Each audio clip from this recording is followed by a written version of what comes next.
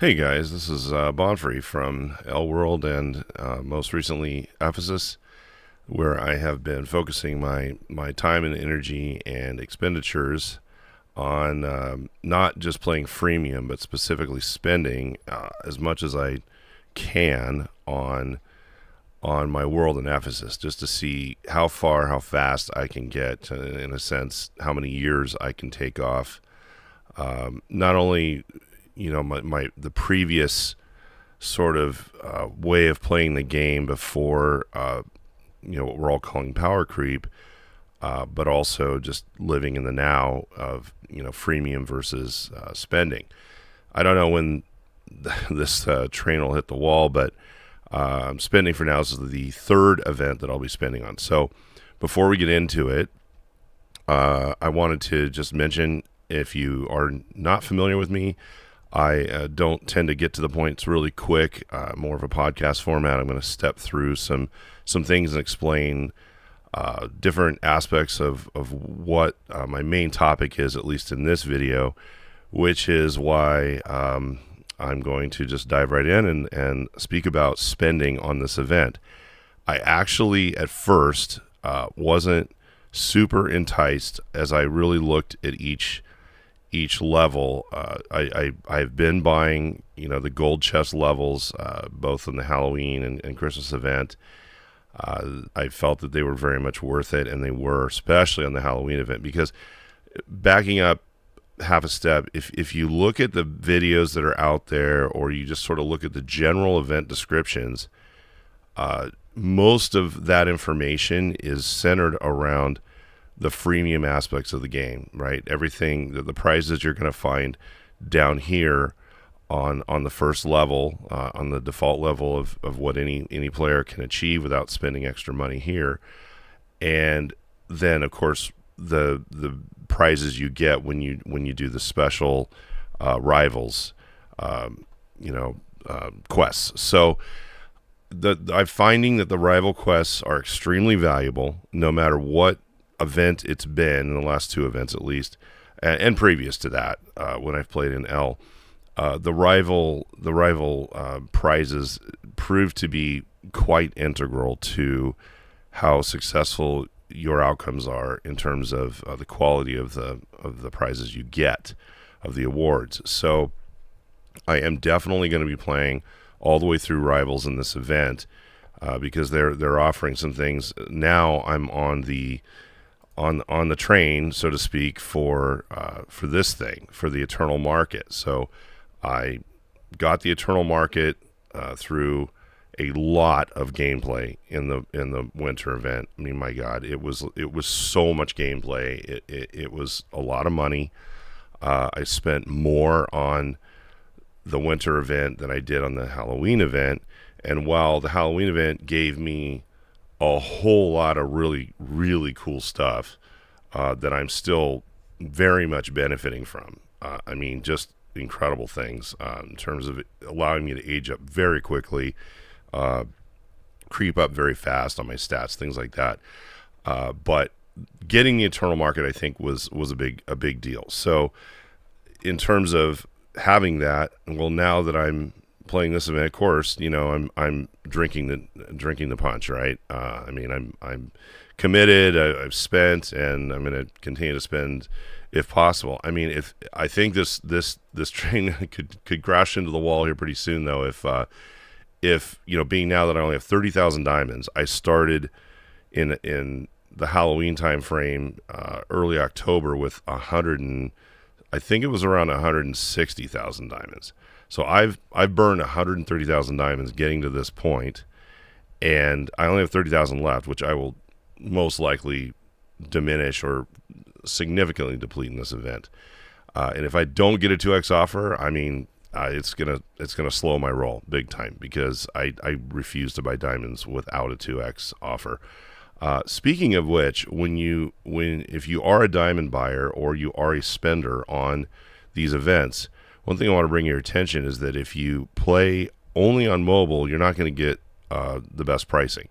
So I noticed this morning on my iPad it was $28.99 to buy the gold. I think, this was like $17.99, something like that. So it's, you save a few bucks if you buy in the browser.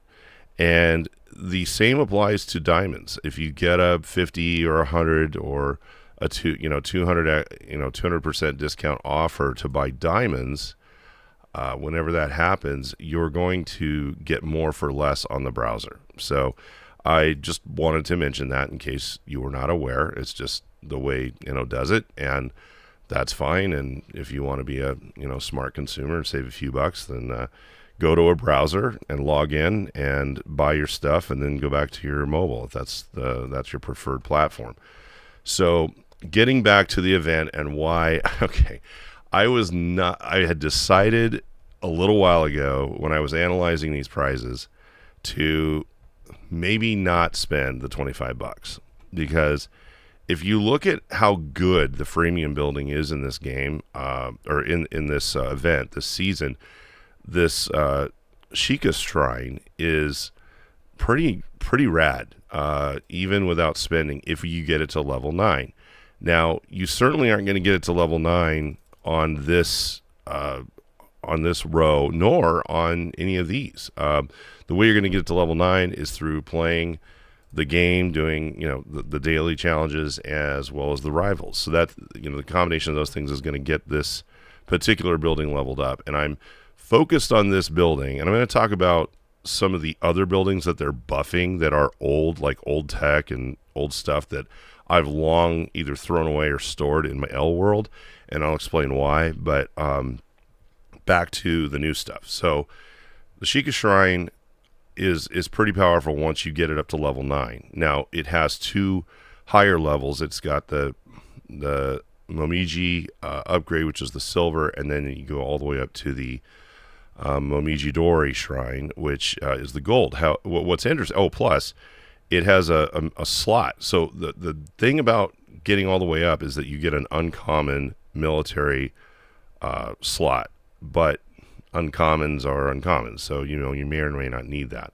That was one thing about, just to digress for 1 second, one thing about the Eerie Nightmare coasters that I liked from the Halloween event was that once they got to that Eerie level, you get a slot for an uncommon military unit in this case. So in other words, I can put my allies in there, right? I can house my allies. So it's awesome that the Yucatoma Towers gave me that capability. So all of my allies are in motion, and that's another aspect of playing these events. I think the allies actually do provide some value, and of course, as many of you know, QI is being promoted pretty heavily, I think, by and when I say promoted, it just means a lot of these buildings with these ascended selection kits having bigger impact on QI. And then of course at the gold level, this Momiji gives you it does not give you QI. That's the other high level building from this event that gives you, if you go, well, I'll just say at least the Mountain Reserve. So if you get your Mountain Reserve all the way up and you get the Serene Bear, you get the QI blue buff at 15% plus a 200 per recharge cycle on the whatever that is, the clock. I can never remember what it's called. But anyway, back to why I wasn't going to spend, and now I am going to spend. So it wasn't this, because if you get, let me show you here. If you get the Sheikah Shrine to level 9, which you can do without spending, it's going to self level over time. It's going to produce fragments of the silver upgrade. So if you're willing to wait, this thing will upgrade itself to silver eventually, and then the silver upgrades itself eventually to gold. So, I mean, if you're patient, you get the benefits of that. I do like the fact that under random production down low there, it offers 40x large forge point packages on a 10% hit ratio, but that's 400 FP. I mean, that's pretty sweet. I mean, once in a while. And, it plus it buffs those other stats. So I like the fact that it's pretty heavy on blue stats. Nonetheless, that's that. So I was looking at that and looking at the Mountain Reserve going, okay, I'm not really going to spend on that. That's not prompting me to, or compelling me to spend $25. But this damn thing right here, this avatar is killing me. I gotta have this avatar, so that's why I'm gonna spend $25. I gotta admit, the Japanese dude with the bunnies is really sweet, but this just reminded me that like the dude in the red kimono with like the miniature buck, which is like reminding me of a jackalope. And I live in the Southwest, and I'm a jackalope fanatic. And this reminded me of Chaz from Wedding Crashers. So I'm like, I don't know, it's just one of my favorite movies. So I'm like, I got to get this avatar. So that's the whole reason I'm going to spend $25 on this event. But I should also spend it just because, the theme of my videos over the last, quarter have been, what can I get for spending? Now I will say I could be doing more. Like I could be buffing my city way higher points and getting way up if I were avidly fighting. So I've been in a fighting guild for the last month or so, Prototype A, but it's just been a lot with my personal schedule and so forth. And I'm like, okay, I just have to accept the fact that I'm not a 3, 5, 10, 12, 30,000 fights per GBG session,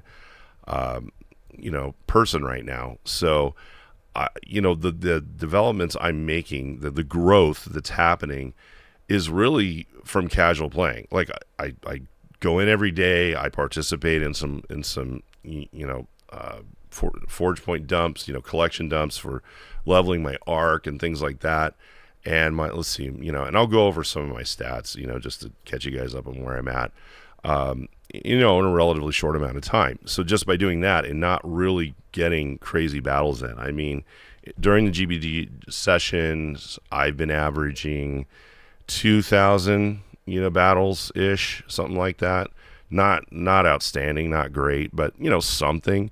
But that adds FP for growth. It adds points to player points, things like that. So, so those are the reasons behind my spend. I haven't spent it yet. I kind of wanted to see how far I was going to get before I spend. I don't always spend right at the beginning of the event. I usually wait just to I just kind of want to see the pacing. It's more of a curiosity thing for me than like anything else. I don't know. It's just one of my mentalities. I just wait to spend, but I'll eventually spend the money.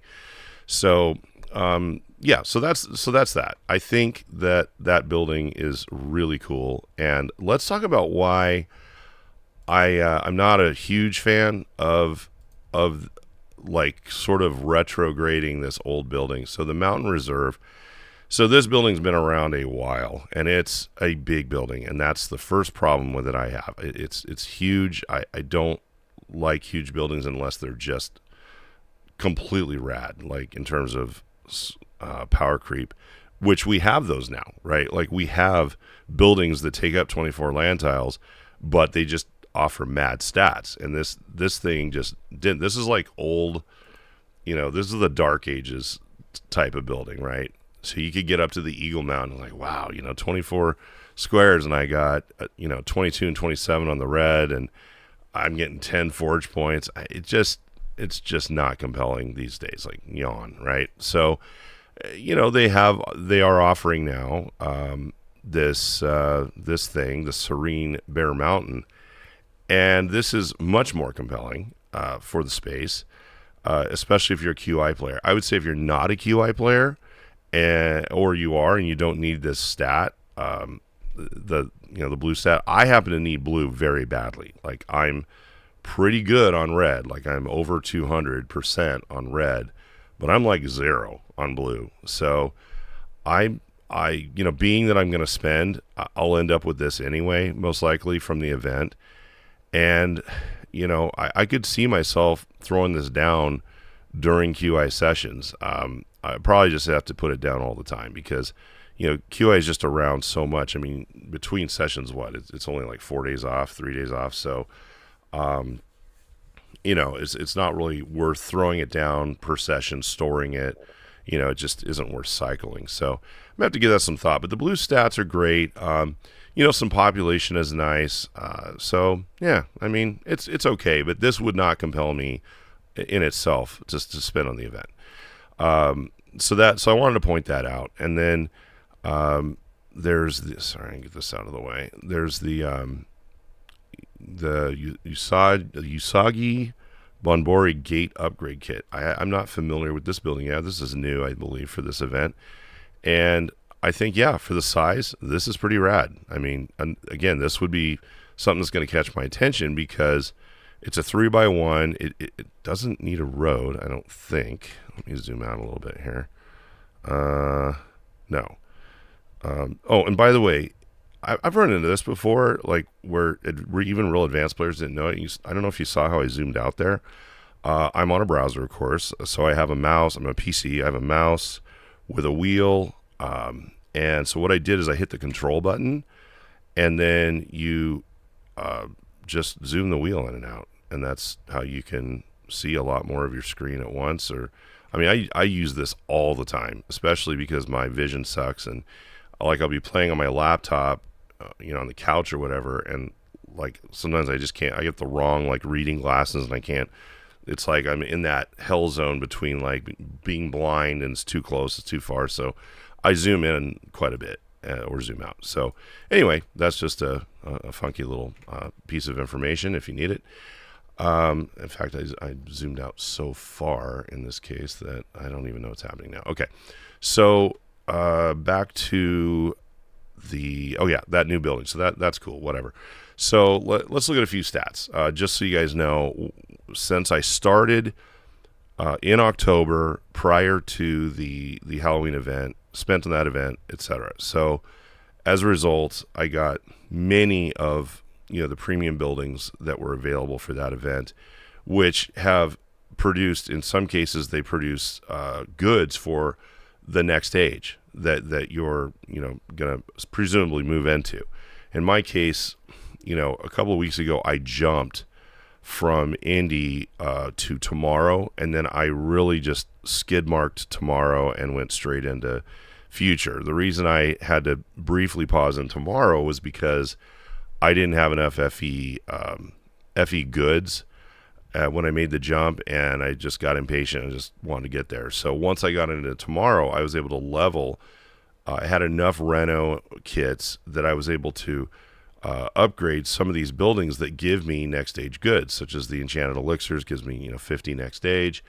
The Eerie Nightmares give me 200 of my, half chance of current era or previous year. So I was able to do some trades with, quickly getting tomorrow era goods. And these guys, these Yagaroos have been great because they produce units, obviously of my current era, whatever that is, that I reno them to, and they are giving me renovation kit for fragments, which I need very badly. So I burned probably 30 reno kits between mostly in tomorrow, right, so that I could position myself for future. Then I used one-up kits to sort of set these buildings up once I got to future. Well, now that, say, my like Phantom Asylums are in the future, now I'm getting next stage goods that I'm collecting every day towards AF. And now that, of course, I have the Crystal Cascade, I can use that to more quickly move through AF because of the 120 special resource it creates every day on production. And I can also use finished special production on the Crystal Cascade and combine that with my Blue Galaxy collection. So if I line all that up, I should be able to move through AF very quickly. And I did post a video recently about how a friend of mine aged up very quickly through OF doing the same type of methodology. So I'm pretty excited about that. So I'll move to AF a lot faster than I had originally planned, because now that I've got this guy right here, I don't have to build a space carrier. I don't have to waste all that FP, all that time, and I should be able to get through AF very quickly. And then, in conjunction with that, OF, which will take a while. But I could end up doing OF for, I guess in a weekend if I had enough finished special productions. So I'm holding on to those as much as I can. I mean, I am making them because of some of the buildings in my city.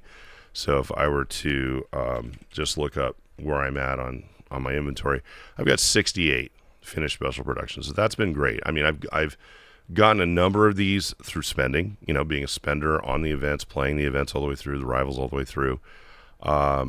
And, it pays off. I mean, finish alls are kind of weak. I've used a few, but this is fantastic. So once I get this to about 100, I'm probably going to jump to AF, and that shouldn't be too long. Just a little bit more on a brief stats review, just so, you guys can know where I'm at.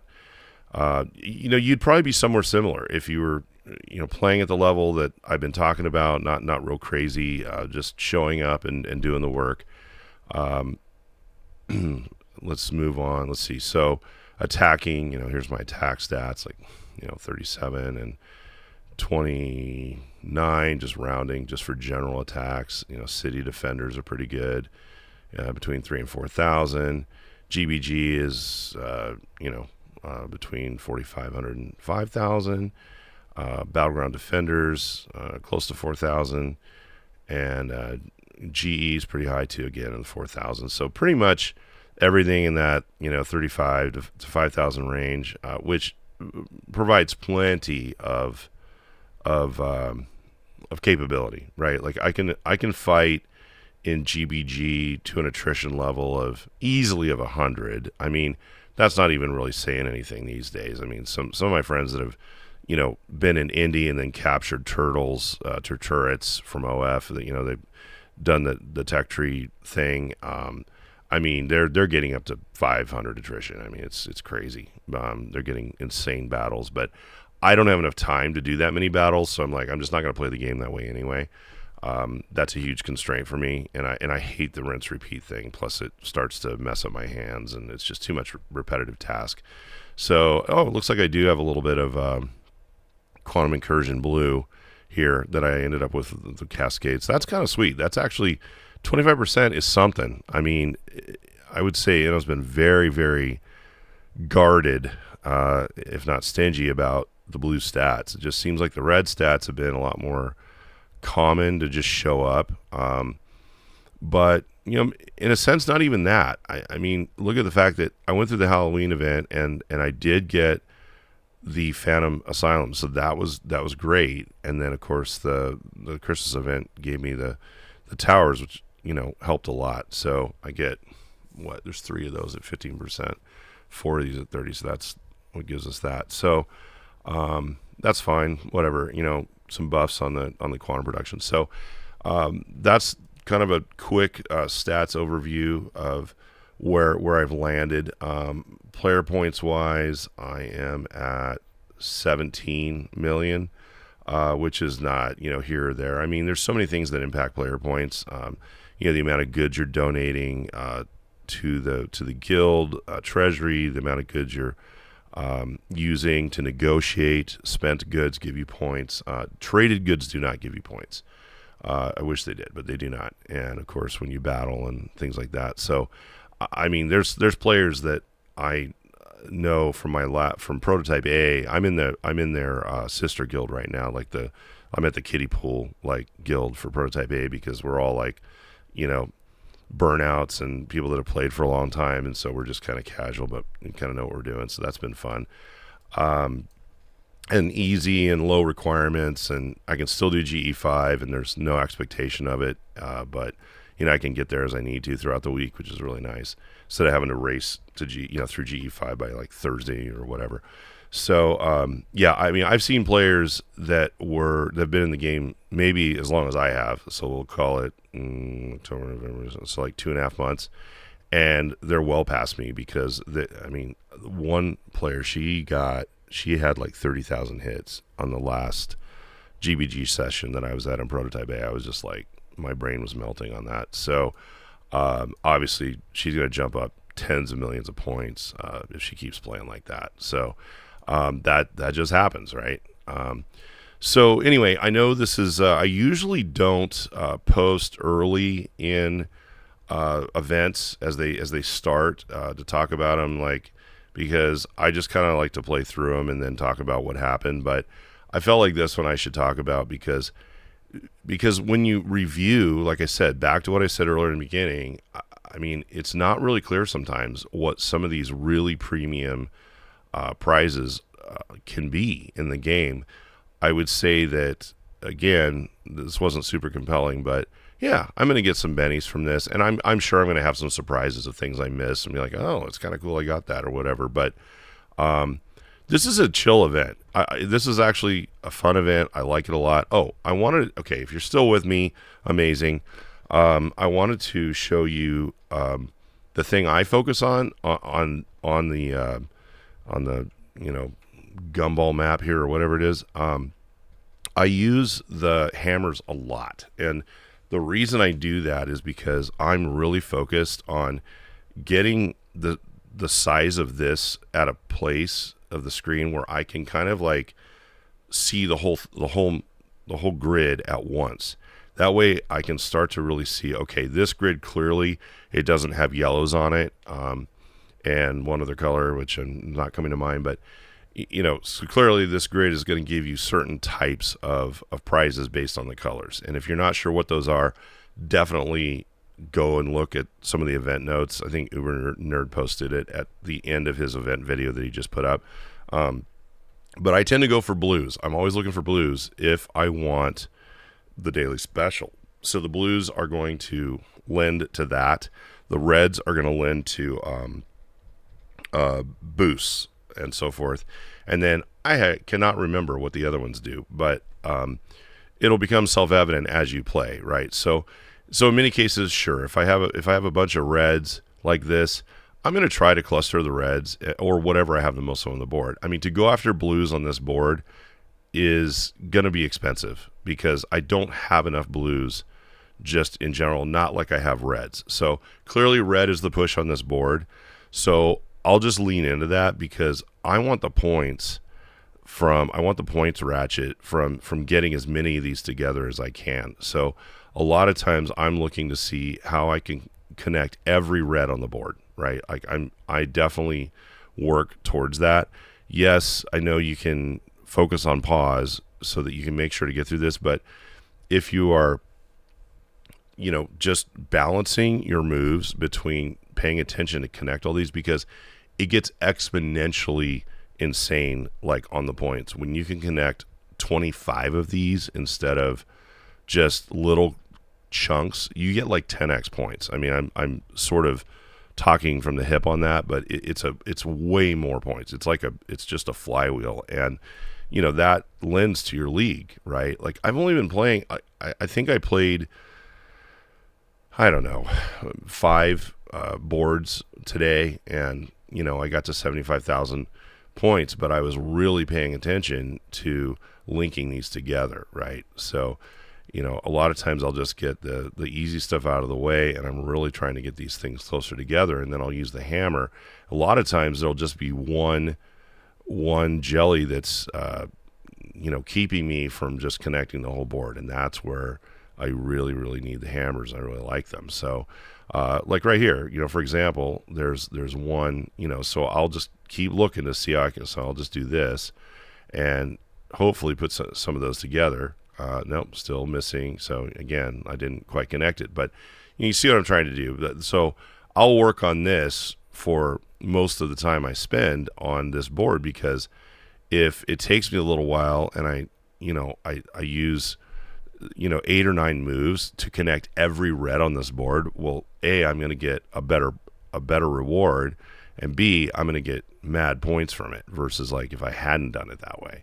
So I'm just going to keep hacking it. So right here, like I'll use this to connect all those. Okay, so now I have those together. And one thing is I don't like about the interface on this is that once you have a bunch connected, it just gives you the 6 stars. You're like, well, okay, I've got 6 stars, but the point value of 6 stars, the range on that, the headroom on that is insane. Like you can have 6 stars that's worth, 1,000 points ish, or you can have 6 stars that's worth 8,000 points. It just depends on how you end up connecting the board together. So I'm just going to keep chomping at this.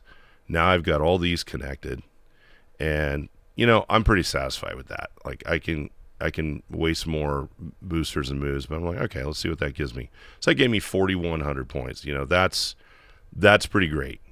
I don't care about the Exo Soldiers, but I got 4,000 points versus like if I were just to, go to this range and click on it. I mean, that's like 200 points, and then I'll get it some more points when I drop it, right? So it's just way, way, way better when you can connect almost the whole board of any single color. You're just gonna do better.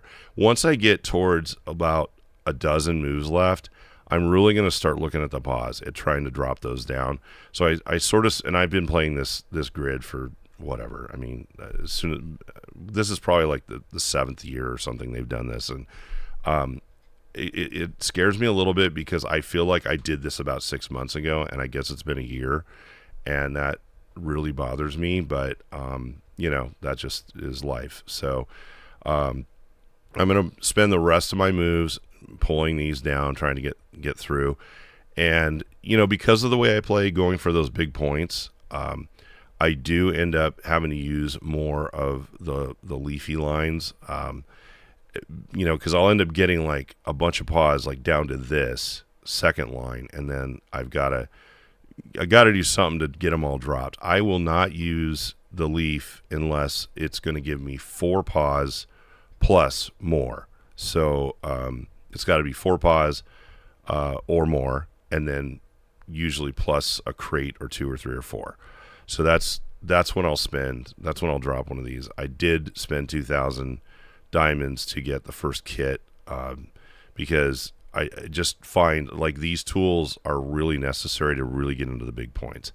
I'm hoping I can get into the top league without going crazy on the spending, because this is the one event I feel like I can really excel at and get to the top 5% or 1% without crazy spending, because it is strategic. I mean, you can actually set your own destiny by how well you play the board and how many of the jellies you connect per move, right? So if you're connecting into the many hundreds to many thousands of points for every 5 or 6 moves, I mean, you're going to do really well. Like, you're going to get very much into the higher leagues without having to spend a ton, right? And obviously the one thing I don't like about this event is I have to set like alarms and stuff, because as the tickets accumulate, right?